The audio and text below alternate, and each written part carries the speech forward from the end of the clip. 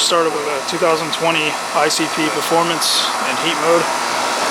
Got it. Currently 33 degrees, so we're going to try and get it defrosting.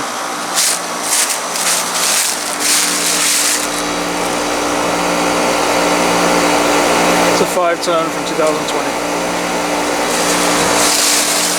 Copeland scroll.